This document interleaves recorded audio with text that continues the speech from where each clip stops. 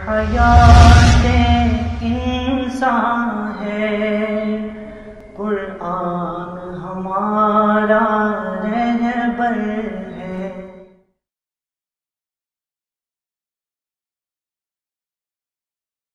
بسم اللہ الرحمن الرحیم، نحمدہ ونصلی علی رسولہ الکریم، اما بعد۔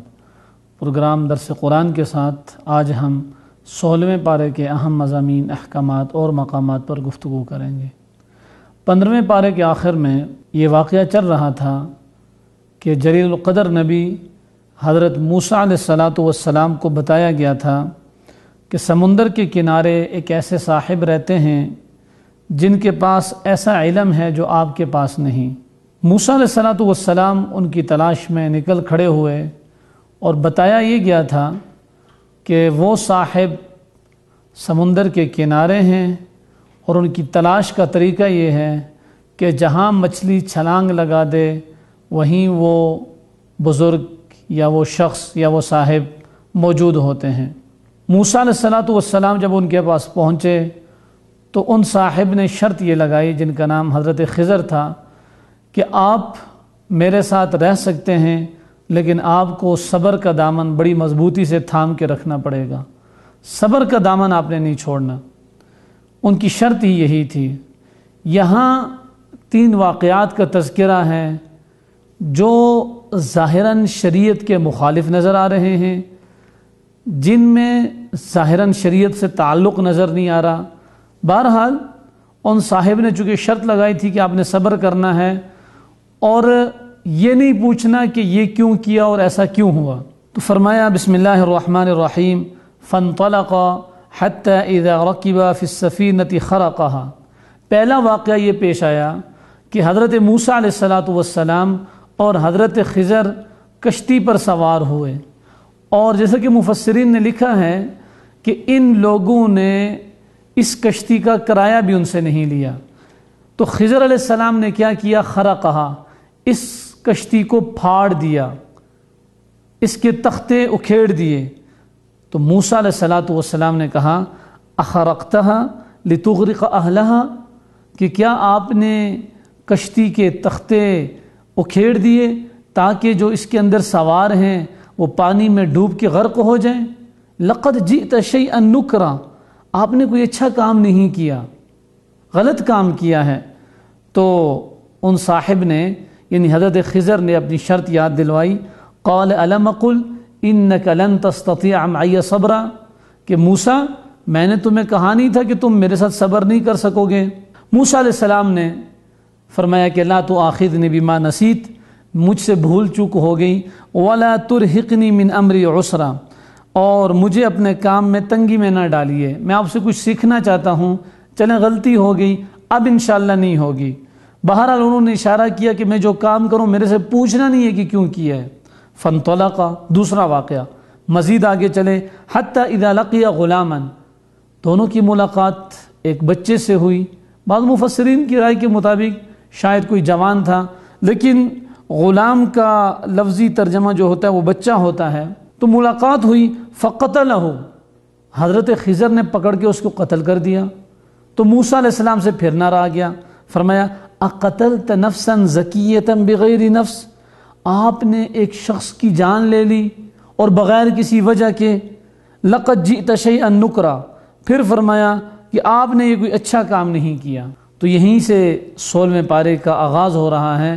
حضرت خضر نے پھر اپنا وعدہ یاد دلوایا، قال الم اقل لک انک لن تستطیع معی صبرا، اے موسیٰ میں نے کہا تھا کہ تم میرے ساتھ صبر نہیں کر سکو گے۔ موسیٰ علیہ السلام نے پھر عذر ظاہر کیا، فرمایا قال ان سألتک عن شیء بعدها فلا تصاحبنی، کہ خضر میں نے آپ سے سوال تو پوچھا ہے لیکن میں کوشش کروں گا کہ میں آپ سے سوال نہ پوچھوں۔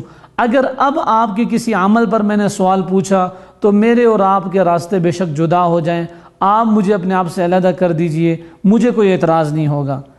بہرحال فانطلقا، پھر دونوں چل پڑے۔ یہاں سے تیسرا واقعہ بیان کیا جا رہا ہے، حتی اذا اتیا اہل قریۃ استطعم اہلہا، یہاں تک کہ وہ ایک ایسی بستی کے پاس پہنچے جن سے انہوں نے کھانے کا مطالبہ کیا، فابوا ان یضیفوہما، ان بستی والوں نے ان دونوں کو کھانا کھلانے سے انکار کر دیا۔ فوجد فیہا جدارا یرید ان ینقض، وہاں ایک دیوار تھی جو بس گرنے ہی والی تھی۔ فاقام، حضرت خضر نے اس کو سیدھا کر دیا اللہ کے حکم سے، اللہ کی مشیت سے، اللہ کی قدرت سے، بس انہوں نے اس کو ہاتھ لگایا اور وہ دیوار سیدھی ہو گئی۔ موسیٰ علیہ السلام سے پھر نہ رہ گیا۔ موسیٰ علیہ السلام نے ایک اور سوال جڑ دیا، پھر پوچھ دیا کہ آپ ان لوگوں کی بستی میں ہیں جن لوگوں نے آپ کو کھانا نہیں کھلایا اور آپ کا اکرام کرنے سے انکار کر دیا، آپ ان پر احسانات کرتے جا رہے ہیں کہ ان کی جو گرتی ہوئی دیوار تھی اس کو لا کے سیدھا کھڑا کر دیا۔ سمجھ سے بالا تر بات ہے کہ احسان فراموش لوگوں کے ساتھ آپ کیوں احسان کرتے ہیں؟ خضر علیہ السلام نے اب کی بار بتا دیا کہ موسیٰ، آپ کے وعدے کے مطابق آپ نے کہا تھا کہ اب اگر میں نے پوچھا تو میری اور آپ کی جدائی اگر آپ چاہیں تو درست ہے۔ فرمایا موسیٰ، اب میرا اور تیرا راستہ جدا ہے، اب ہم اکٹھے نہیں چل سکتے۔ سأنبئک بتأویل ما لم تستطع علیہ صبرا، ہاں فرمایا کہ میں تجھے یہ بات ضرور بتاؤں گا کہ جو تو صبر نہ کر سکا، میں نے کشتی کو خراب کیا، میں نے ایک آدمی کو قتل کیا اور میں نے اس دیوار کو سیدھا کر دیا اللہ کے حکم سے، تو یہ تجھے ضرور بتاؤں گا تاکہ تیرے ذہن میں یہ بات واضح ہو جائے کہ میں نے یہ کام شریعت کی روح سے کیے، یہ شریعت سے ہٹ کر کیے۔ فرمایا اما السفینۃ فکانت لمساکین، جہاں تک کشتی کا معاملہ ہے جس کے میں نے تختے اکھیڑ دیے تھے، تو جس کے اوپر آپ نے اعتراض کیا تھا، وہ چند نادار اور غریب لوگوں کی کشتی تھی۔ یہ جو کشتی میں اپنا کام کاج کر کے اپنا گزارا کرتے تھے اور وہیں سے ان کا گزر بسر تھا، فأردت ان اعیبها، میں نے ارادہ کیا کہ میں اس کو عیبدار بنا دوں۔ وکان وراءهم ملک، اور ان کے آگے ایک بادشاہ تھا، وہ ہر کشتی کو لے لیتا تھا، چھین لیتا تھا، تو میں نے کشتی کو عیبدار بنایا کہ جب وہ بادشاہ اس کشتی کو دیکھے گا وہ تو کہے گا ٹوٹی پھوٹی کشتی ہے، میں اس کو کیا کروں گا، میری اس سے کیا غرض ہے۔ میں نے کشتی کو عیبدار بنایا، ظاہراً وہاں ایک چھوٹا سا نقصان کیا، لیکن کشتی والوں کو اللہ کے حکم اور اللہ کے دیے ہوئے علم کی روشنی میں بڑے نقصان سے بچا لیا، بادشاہ سے بچا لیا۔ تو بس عیب تو وہ ٹھیک ہو جائے گا، لیکن کشتی تو ان کے ہاتھ میں رہی اور آئندہ بھی ان کا گزر بسر اس سے ہو جائے گا۔ اگلی بات اور دوسرے سوال کا جواب بھی دیا کہ جو بچے کو میں نے قتل کیا وہ کیوں کیا۔ فرمایا اما الغلام فکان ابواہ مؤمنین، اس کے والدین بڑے نیکوکار تھے، فخشینا ان یرہقہما طغیانا وکفرا، مجھے خوف ہوا کہ کہیں یہ انہیں اپنی سرکشی اور کفر کی وجہ سے عاجز اور پریشان نہ کر دے۔ وہ جنتی لوگ تھے، نیک اور صالح لوگ تھے، اور اولاد کا یعنی اپنے والدین پر بڑا اثر ہوتا ہے اور والدین کو وہ بہت سارے ناجائز کاموں پر مجبور کر دیتے ہیں، تو یہ بچہ اس کی پیشانی سے مجھے نظر آ رہا تھا، اللہ نے جو مجھے نور اور بصیرت اور جو علم دیا تھا اس کی روشنی میں نے پہچان لیا تھا، یہ بڑا ہو کر فتنہ و فساد پھیلائے گا اور اپنے والدین کو بھی فتنے میں ڈالے گا، تو میں نے ابھی اس کا کام تمام کر دیا تاکہ نہ یہ بچہ رہے اور نہ فتنہ و فساد پھیلے، اور وہ جو نیکوکار والدین ہیں ان کو بھی جنت حاصل ہو جائے اور یہ بچہ بھی ان کے ساتھ جنت میں چلا جائے، اس لیے میں نے اس کا کام تمام کر دیا۔ بہرحال جہاں تک دیوار کا معاملہ ہے تو اس کا جواب حضرت خضر نے یہ دیا، وَأَمَّا الْجِدَارُ فَكَانَ لِغُلَامَيْنِ يَتِيمَيْنِ فِي الْمَدِينَةِ، وہ دیوار دو یتیم بچوں کی تھی جو اس شہر کے مکین تھے، وَكَانَ تَحْتَهُ كَنْزٌ لَهُمَا، اور اس دیوار کے نیچے ایک خزانہ تھا جو ان بچوں کا تھا، وَكَانَ أَبُوهُمَا صَالِحًا، اور ان کا والد ایک نیک آدمی تھا۔ چونکہ والد فوت ہو گیا تھا، صالح نیک عبادت گزار آدمی تھا، فَأَرَادَ رَبُّكَ، تو تیرے رب نے ارادہ کیا، چاہا، أَن يَبْلُغَ أَشُدَّهُمَا وَيَسْتَخْرِجَا كَنْزَهُمَا، کہ یہ خزانہ ان بچوں تک پہنچ جائے۔ اگر دیوار گر جاتی اور خزانہ ظاہر ہو جاتا تو پھر شہر کے لوگوں نے اس کو اٹھا کے لے جانا تھا اور چلے جانا تھا اور وہ بچے محروم رہ جاتے۔ اس محرومیت سے بچانے کے لیے تاکہ جو جس کا حق ہے وہ اس تک پہنچے، اس دیوار کو تعمیر کیا گیا۔ گویا کہ حضرت خضر نے تینوں چیزوں کے انتہائی تسلی بخش جواب دیے۔ یہی وہ چیز ہے جس کی بنیاد پر بعض لوگ یہ کہتے ہیں کہ حضرت خضر اللہ رب العزت کے نبی تھے، چونکہ غیر نبی کے پاس اس قسم کی وحی نہیں آتی کہ وہ اتنے کام کسی اشارہ غیبی پر کر دے، اور نہ کسی غیر نبی کا ایسا اشارہ غیبی اس قدر قابل عمل ہو سکتا ہے۔ اس کے بعد چونکہ یہودیوں نے کچھ سوالات کیے تھے، جن میں سے ایک سوال ذوالقرنین کے بارے میں تھا، تو فرمایا وَيَسْأَلُونَكَ عَنْ ذِي الْقَرْنَيْنِ قُلْ سَأَتْلُو عَلَيْكُمْ مِنْهُ ذِكْرًا۔ وہ لوگ یعنی یہودی آپ سے ذوالقرنین کے بارے میں پوچھتے ہیں، تو قل آپ کہہ دیجئے سَأَتْلُو عَلَيْكُمْ مِنْهُ ذِكْرًا کہ میں ان کا تھوڑا سا حال تمہیں پڑھ کر سناتا ہوں۔ بعض قدیم مفسرین نے ذوالقرنین کا جو مصداق ہے، یعنی ذوالقرنین کس بادشاہ کا لقب تھا، سکندر رومی کو قرار دیا ہے، جبکہ جدید مفسرین جن میں خاص طور پر مولانا ابوالکلام آزاد، جنہوں نے اپنی بھرپور تحقیق اور بڑی کاوشیں اور کوششیں لگا کر کسی نتیجے پر پہنچنے کی کوشش کی ہے، وہ فرماتے ہیں کہ یہ جو سکندر رومی تھا یہ کوئی اتنا نیک اور باکردار شخص نہیں تھا، اور یہاں تو ایک نیک باکردار صالح اور عادل حکمران کی بات ہو رہی ہے، تو انہوں نے اس حوالے سے جو تحقیق پیش کی ہے وہ انتہائی قابل داد ہے اور قابل رشک بھی ہے۔ وہ فرماتے ہیں کہ چونکہ ہم قرآن کے اسلوب سے جو بات سمجھ سکتے ہیں وہ یہ کہ قرآن نے یہ بتا دیا ہے کہ اللہ رب العزت نے اس کو قوت، صلاحیت اور مادی اسباب کی ایک وافر مقدار عطا فرمائی تھی۔ وہ مشرقی اور مغربی ممالک کو فتح کرتے ہوئے پہاڑی درے تک پہنچا، اور جس کی طرف یاجوج و ماجوج تھے، اور یاجوج و ماجوج کے سامنے اس نے دیوار کھڑی کی، جس کے بعد وہ وہاں سے آگے نہ آ سکے۔ وہ عادل، اللہ کو ماننے والا اور آخرت پر ایمان رکھنے والا حکمران تھا، وہ نفس پرست اور دولت کا حریص اور رسیہ نہیں تھا۔ تو فرمایا کہ ان خصوصیات کا حامل، جس کا تذکرہ گویا کہ قرآن میں اشارتاً ہے، ان خصوصیات کا حامل صرف فارس کا وہ عظیم حکمران ہے جسے یونانی سائرس، عبرانی خورس اور عرب لوگ کیخسرو کے نام سے پہچانتے ہیں۔ فرمایا اس کا دور حکمرانی 539 قبل مسیح ہے۔ نیز فرماتے ہیں کہ 1838 میں سائرس کے ایک مجسمے کا بھی انکشاف ہوا، جس میں سائرس کا جسم اس طرح دکھایا گیا ہے کہ اس کے دونوں طرف عقاب کے پر نکلے ہوئے ہیں اور سر پر مینڈے کی طرح 2 سینگ ہیں۔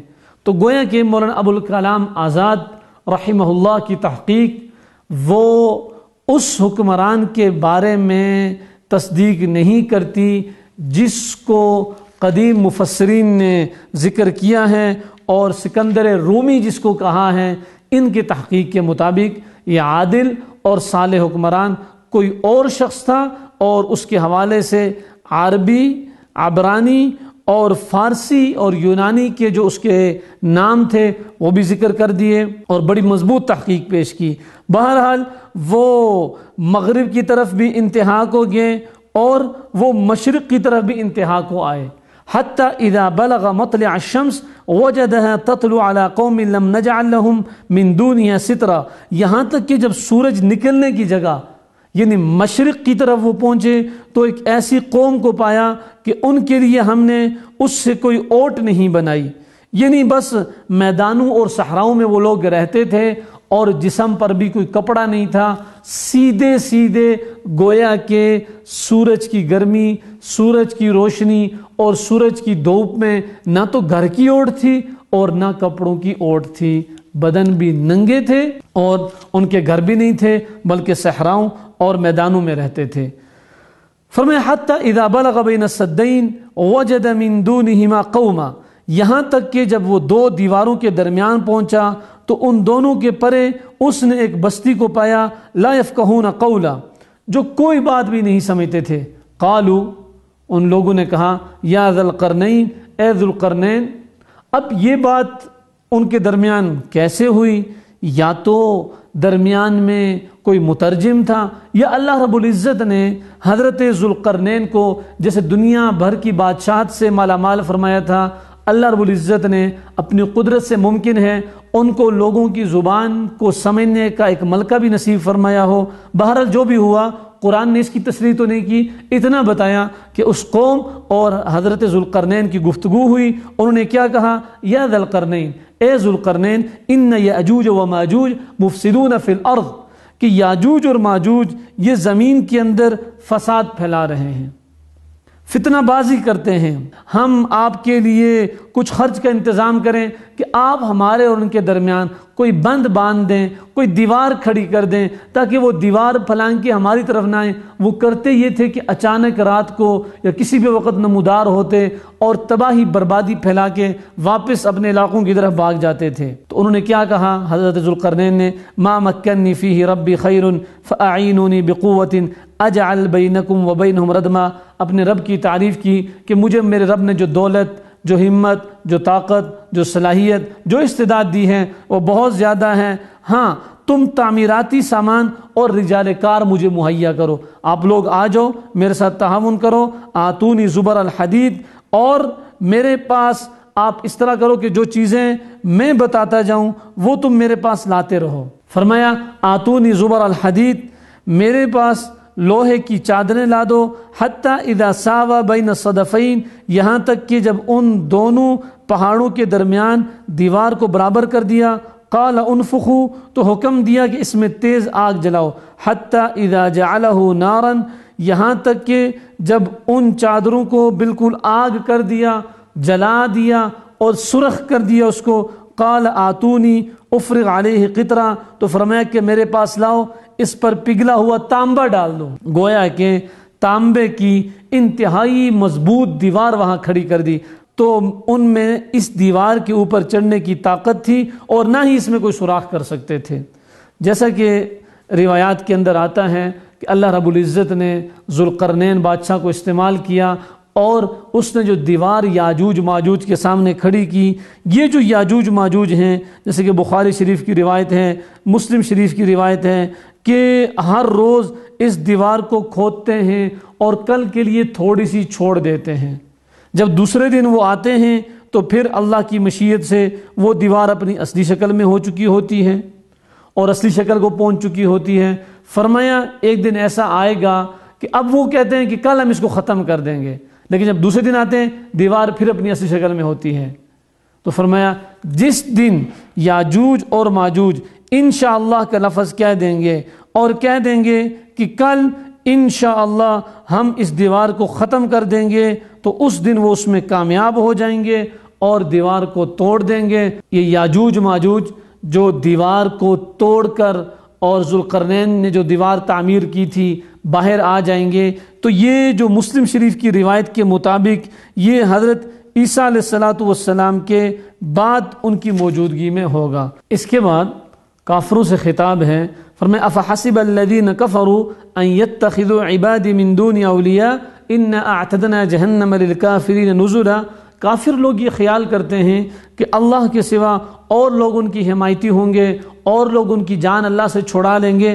اللہ رب العزت فرماتے ہیں انا اعتدنا جہنم للکافرین نزلا، ہم نے کافروں کی مہمانی کے لیے دہکتی ہوئی آگ کو جہنم کی شکل میں تیار کر کے رکھا ہوا ہے۔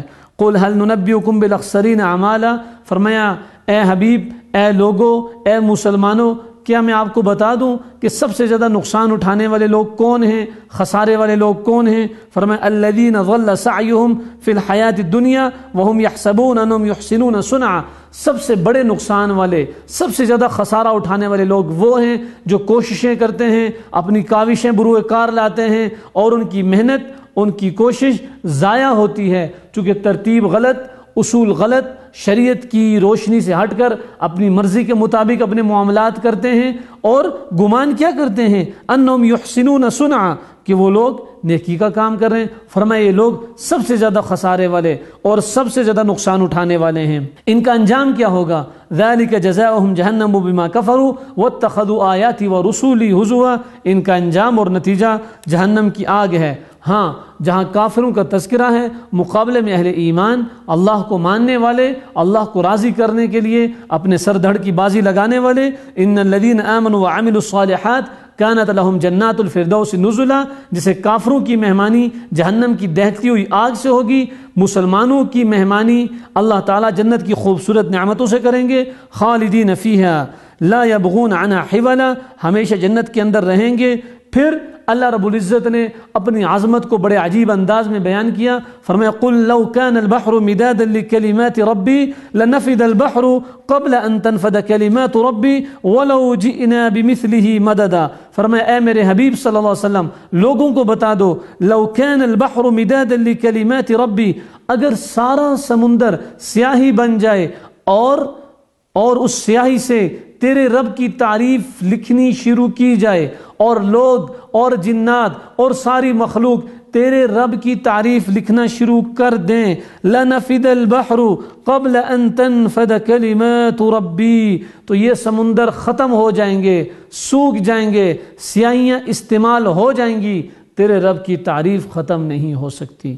وہ اتنی عظمتوں والا ہے، وہ اتنی رفعتوں والا ہے کہ اس کی تعریف کوئی انسان اس کا حق ادا نہیں کر سکتا، بلکہ نبی اکرم حبیب مصطفیٰ صلی اللہ علیہ وسلم فرمایا کرتے تھے، انت کما اثنیت علی نفسک، اے میرے رب تو ایسا ہی ہے جیسے تو نے اپنی خود تعریف فرمائی ہے۔ فرمایا قل انما انا بشر مثلکم، لوگوں کو کہہ دو میں بھی تمہاری طرح ایک انسان ہوں، ہاں میرے اور تمہارے درمیان فرق کیا ہے، یوحا الیہ، میری طرف وحی کی جاتی ہے، انما الہکم الہ واحد، کہ تمہارا ایک ہی معبود برحق ہے، فمن کان یرجو لقاء ربہ، جو اپنے رب کی ملاقات کا امیدوار ہے، فلیعمل عملا صالحا، وہ نیک اعمال کرے، ولا یشرک بعبادت ربہ احدا، اور اپنے رب کے ساتھ کسی کو شریک نہ کرے۔ اس کے بعد سورہ مریم ہے، سورہ مریم مکی صورت ہے، 98 آیات اور 6 رکوع پر مشتمل ہے۔ سورہ مریم کے آغاز میں حضرت زکریا علیہ السلام کا واقعہ مذکور ہے۔ فرمایا بسم اللہ الرحمن الرحیم، کاف ہا یا عین صاد، ذکر رحمت ربک عبدہ زکریا، یہ ہے تیرے پروردگار کی اس مہربانی کا ذکر جو اس نے اپنے بندے زکریا پر کی تھی۔ اس کا کچھ حصہ پہلے بھی گزر چکا، البتہ یہاں دوبارہ اس کو بتایا جا رہا ہے کہ قال رب انی وہن العظم منی واشتعل الرأس شیبا ولم اکن بدعائک رب شقیا۔ حضرت زکریا علیہ السلام اپنی عمر میں 120 سال کو پہنچ چکے، ان کی بیوی ان کی عمر 98 سال کی ہو گئی، گویا کہ ظاہری توالد و تناسل والی عمر گزر گئی، یعنی ظاہری طور پر ایسا تھا کہ اب بچے جننے والے معاملات ختم ہو گئے، لیکن زکریا علیہ السلام کا جو واقعہ سورہ آل عمران کے اندر آیا تھا کہ حضرت مریم کو انہوں نے بے موسم پھل کھاتے ہوئے دیکھا، ہنالک دعا زکریا ربا، وہیں سے زکریا علیہ السلام نے اپنے رب کو پکارا تھا کہ ربا اگر تو مریم کو بے موسم پھل دے سکتا ہے تو مجھے بے موسم اور عمر کی قید کے بغیر ضرور اولاد دے سکتا ہے۔ تو زکریا علیہ السلام نے 3 باتیں یہاں کی۔ پہلی بات کیا کی؟ فرمایا انی وہن العظم، یہ بات تو پکی ہے کہ میں بوڑھا ہو چکا ہوں، واشتعل الراس شیبا، اور میرے بالوں میں سفیدی اور چاندی آ چکی ہے، ولم اکن بدعائک رب شقیا، ہاں میرے رب دوسری بات میں تجھ سے مایوس نہیں ہوں، اس لیے کہ میں نے جب بھی تجھے پکارا ہے، جب بھی تیرے سے کوئی بات مانگی ہے، تو نے میرے اس مطالبے اور اس بات کو پورا کیا ہے۔ تیسری چیز وَإِنِّي خِفْتُ الْمَوَالِيَ مِنْ وَرَائِي، فرمایا میں اولاد کا متمنی اس لیے ہوں کہ میرے بعد میری قوم کو سنبھالنے والا اور تیرا تعارف کروانے والا اور تیرے تک لے جانے والا کوئی بندہ ضرور ہو۔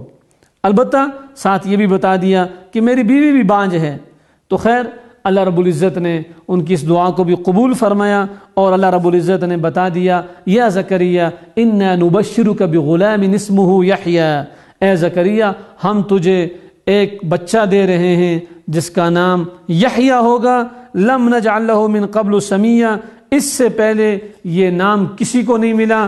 حضرت یحییٰ وہ پہلے شخص تھے تاریخ انسانیت میں جن کو یحییٰ کے نام سے پکارا جانے لگا۔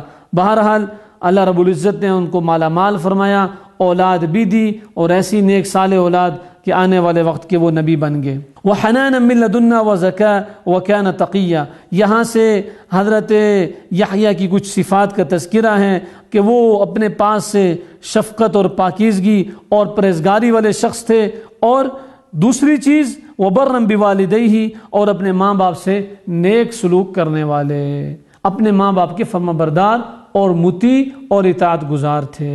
حیات انسان ہے قرآن ہمارا رہبر۔ اس کے بعد حضرت مریم کا تذکرہ ہے۔ اب یہ دو واقعات ایک ساتھ مذکور ہیں۔ حضرت زکریا اور حضرت مریم کے واقعے میں، یا یوں کہا جائے حضرت عیسیٰ اور حضرت یحییٰ کے واقعے کے اندر مناسبت یہ ہے کہ حضرت یحییٰ کی پیدائش بھی قدرت کا ایک مظہر اور شاہکار ہے، اس لیے کہ عمر کے گزر جانے کے بعد اور بیوی کے بانجھ ہونے کے بعد اللہ رب العزت نے اپنے فضل کرم اور احسان سے اولاد کی دولت سے مالا مال فرمایا، لیکن ماں باپ تو ہیں۔ حضرت عیسیٰ علیہ السلام کی پیدائش قدرت کا ایسا شاہکار ہے جس کی مثال نہیں ملتی۔ کیوں؟ عیسیٰ علیہ السلام بغیر والد کے پیدا ہوئے۔ دیکھیں، تخلیق کی ممکنہ 4 صورتیں ہو سکتی ہیں، والد والدہ دونوں ہوں، جیسے عام ترتیب ہے کہ کوئی بھی انسان پیدا ہوتا ہے اس کی والدہ بھی ہوتی ہے اور والد بھی ہوتا ہے۔ اس کے بعد صرف والد سے کسی کی پیدائش ہو، والدہ نہ ہو، جیسے حضرت آدم علیہ السلام کی پسلی سے حضرت حوا پیدا ہوئیں۔ ایک صورت یہ بھی ممکن تھی کہ صرف والدہ ہوں اور والد نہ ہوں۔ یہ جو صورت ملی وہ حضرت عیسیٰ علیہ السلام کو کہ آپ حضرت مریم کے بطن سے پیدا ہوئے لیکن بغیر والد کے، اللہ کے امر اور اللہ کے حکم سے۔ اور چوتھی صورت یہ ہو سکتی ہے کہ نہ والد ہوں نہ والدہ ہوں، نہ ان میں سے کوئی ایک ہو۔ یہ صورت حضرت آدم علیہ السلام کی ہے کہ بغیر ماں اور بغیر باپ کے پیدا ہوئے۔ بہرحال حضرت عیسیٰ علیہ السلام کی پیدائش بھی قدرت کا ایک شاہکار ہے اور ایک عجیب و غریب نمونہ ہے جس سے اللہ کی قدرت سمجھ آتی ہے۔ تو اللہ رب العزت نے یہاں اس واقعے کو بیان فرمایا فَاتَّخَذَتْ مِن دُونِهِمْ حِجَابًا۔ حضرت عیسیٰ علیہ السلام کی جو پیدائش ہوئی، اس سے پہلے جب حضرت مریم حاملہ ہوئیں تو اس سے پہلے کے جو واقعات ہیں، وہ ذرا تنہائی اختیار کیا کرتی تھیں اور اپنے رب کی عبادت کے لیے مشغول رہتی تھیں۔ فَأَرْسَلْنَا إِلَيْهَا رُوحَنَا فَتَمَثَّلَ لَهَا بَشَرًا سَوِيًّا۔ ان کے پاس حضرت جبرائیل پہنچے، قالت انی اعوذ بالرحمن منک ان کنت تقیہ، اپنی پاک دامنی کا اظہار کیا۔ اچانک ایک شخص کو اندر آتے ہوئے دیکھا، فوراً کہا کہ میں اللہ کی پناہ میں آتی ہوں، آپ کون ہو، کیوں یہاں آئے ہو؟ قال انما انا رسول ربک، حضرت جبرائیل نے بتایا کہ میں اللہ کا بھیجا ہوا قاصد ہوں، لأہب لک غلاما زکیہ، میں اللہ کی طرف سے آپ کے لیے ایک بچے کا ہدیہ لایا ہوں۔ قالت ان یکون لی غلام ولم یمسسنی بشر ولم اک بغیہ۔ حضرت مریم پریشان ہو گئی اور پریشانی کی حالت میں سوال کیا، ان یکون لی غلام، مجھے کیسے اولاد ہوگی، ولم یمسسنی بشر، انسانی اور بشری تقاضے کے مطابق مجھے تو کسی انسان نے ہاتھ تک نہیں لگایا، ولم اکو بغیہ، اور نہ ہی میں کوئی بدکار عورت ہوں، مجھے اولاد کیسے ہوگی؟ قال کذلک، حضرت جبرائیل نے کہا یہ ایسا ہی ہونا ہے۔ قال ربک هو علی ہین، تیرا رب کہہ رہا ہے کہ یہ میرے اوپر آسان ہے، میں اولاد دینے کے لیے والد اور کسی انسان کا محتاج نہیں ہوں۔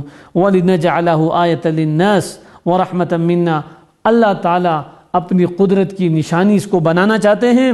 فحملتہ، حضرت مریم حاملہ ہو گئیں اللہ کے حکم سے۔ فأجاءها المخاض إلى جذع النخلة قالت یا لیتنی مت قبل هذا وكنت نسیا منسیا۔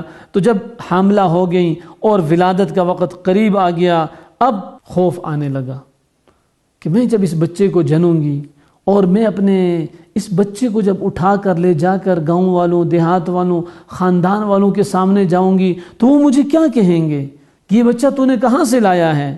تو اب پریشان ہو گئی۔ فناداها من تحتها، ندا آئی، اللہ تحزنی، پریشان ہونے کی ضرورت نہیں ہے، اللہ رب العزت نے تمہارا بندوبست کر دیا ہے۔ وہیں اللہ رب العزت نے کھجور کا درخت پیدا کیا جس سے ان کی روزی کا بندوبست بھی ہوا۔ فکلی وشربی وقرری عینا، وہیں اللہ رب العزت نے پانی کا بھی بندوبست کیا، اس لیے کہ جو اللہ کا ہو جاتا ہے سب کچھ اسی کا ہوتا ہے، سب چیزوں کو اللہ اس کے تابع بنا دیتے ہیں۔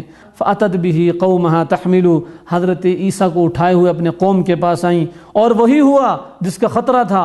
قالوا یا مریم لقد جئت شیئا فریا، لوگوں نے کہا مریم بڑی عجیب حرکت کی، یہ کیا کیا، بچہ کہاں سے آیا، تو نے تو شادی بھی نہ کی تھی۔ یا اخت ہارون ما کان ابوک امرأ سوء وما کانت امک بغیہ، تیرے ماں باپ تو بڑے شریف لوگ تھے اور یہ تو نے کیا کیا، نعوذ باللہ الزام لگانے کی کوشش کی۔ فاشارت الی، حضرت مریم نے اللہ کے حکم کے مطابق اس نو مولود کی طرف اشارہ کیا، اس بچے کی طرف اشارہ کیا۔ وہ لوگ چونکہ اللہ کی قدرت سے ناآشنا تھے، قالوا کیف نکلم من کان فی المہد صبیا، مریم ہم ایسے بچے سے کیسے بات کریں جو ابھی گود میں ہے، شیر خوار ہے، دودھ پینے والا بچہ ہے، اس سے کیسے بات کریں، تو ادھر اشارہ کر رہی ہے، ہم تو تیرے سے پوچھ رہے ہیں۔ اللہ اکبر، اللہ کی عظمت کا اعلان حضرت عیسیٰ علیہ السلام نے اپنی ماں کی گود میں کیا۔ فرمایا قال انی عبد اللہ، میں اللہ کا بندہ ہوں، آتانی الکتاب، نہ صرف اللہ مجھے اپنی طرف سے نازل کردہ کتاب دے گا، وجعلنی نبیا، بلکہ میرے سر پر نبوت کا تاج رکھے گا۔ لوگوں کو ایک دم بتا دیا کہ نہ صرف میری ماں پاک ہے بلکہ میں بھی اللہ کے پاکیزہ اور معصوم بندوں میں سے ایک بندہ ہوں اور آنے والے وقت کا نبی ہوں۔ یوں اپنے ماں کی عصمت کو بھی بیان کر دیا اور دوسری طرف اپنی نبوت کا بھی اعلان ماں کی گود کے اندر ہی کر دیا۔ وجعلنی مبارکا اینما کنت، اور میرے رب نے مجھے مبارک بنا دیا ہے، برکت والا۔ واوصانی بالصلاۃ والزکاۃ، اور مجھے نماز کی اور زکوٰۃ کی وصیت کی۔ دیکھیں حضرت عیسیٰ علیہ السلام کا واقعہ پڑھیں، حضرت موسیٰ علیہ السلام کا واقعہ پڑھیں، نماز کا حکم ملتا ہے، اور انبیاء علیہ السلام نماز کو عظمت، عزت اور رفعت کی چیز بتا رہے ہیں جس سے ہم لوگ غافل ہیں۔ وَبَرًّا بِوَالِدَتِي وَلَمْ يَجْعَلْنِي جَبَّارًا شَقِيًّا، اس کے بعد عیسیٰ علیہ السلام کی تعریفات ہیں، اور فرمایا وَإِنَّ اللَّهَ رَبِّي وَرَبُّكُمْ فَاعْبُدُوهُ، تمہارا اور میرا رب ایک ہے اور وہ اللہ ہے، هذا صراط مستقیم، اور یہی سیدھا راستہ ہے۔ اس کے بعد حضرت ابراہیم علیہ السلام کا تذکرہ ہے۔ حضرت ابراہیم علیہ السلام کا والد آزر نہ صرف بت بناتا تھا بلکہ بتوں کو بیچتا بھی تھا، بت فروش بھی تھا، اور یوں توحید اور شرک کے درمیان ٹکر کا ہونا ایک فطرتی امر تھا جس کا کچھ تذکرہ پہلے بھی گزر چکا۔ بہرحال یہاں پھر تذکرہ ہے کہ یاد کرو ابراہیم علیہ السلام کے واقعے کو، انہ کان صدیقا نبیا، وہ بڑی ہی سچائی والے پیغمبر تھے۔ حضرت ابراہیم علیہ السلام نے توحید کی دعوت کا آغاز کیا۔ فرمایا اذ قال لأبیہ یا ابتی لم تعبد ما لا يسمع ولا يبصر، ابا جان یہ کس کی عبادت کرتے ہیں، اپنے ہاتھوں سے بتوں کو تراشتے ہیں اور تراش کے ان کو سجاتے ہیں، سجا کے ان کے سامنے سجدہ کرتے ہیں، کچھ تو ہوش کے ناخن لیں، کن کی عبادت کرتے ہیں، آپ ایسوں کی عبادت کرتے ہیں، لا یسمع، وہ سننے کی طاقت نہیں رکھتے، ولا یبصر، دیکھنے کی طاقت نہیں رکھتے، ولا یغنی عنک شیئا، آپ کے کام نہیں آ سکتے، اور میں آپ کو سیدھا راستہ دکھاؤں گا، سیدھے راستے پر لاؤں گا، فاتبعنی، میری پیروی کریں، اہدک صراطا سویا، سیدھا راستہ بتاؤں گا، یا ابت لا تعبد الشیطان، میرے پیارے ابا جان ان شیطان کی پیروی نہ کریں، یہ راستہ آپ کو شیطان نے دکھایا ہے کہ جہاں کوئی جھنڈی ملے، جہاں کوئی مزار ملے، جہاں کوئی قبر ملے، اس کے سامنے جھک جاؤ، جھکنا صرف اللہ کے لیے ہے، اللہ کے سامنے ہے۔ ان الشیطان کان للرحمن عصیا، اور شیطان تو آپ کو پتہ ہے کتنا بڑا دشمن ہے، تو آپ کیوں شیطان کی پیروی کرتے ہیں؟ بجائے ماننے کے والد نے ابراہیم علیہ السلام کو دھمکی دے دی، اراغب انت عن الہتی یا ابراہیم، اراغب، اے ابراہیم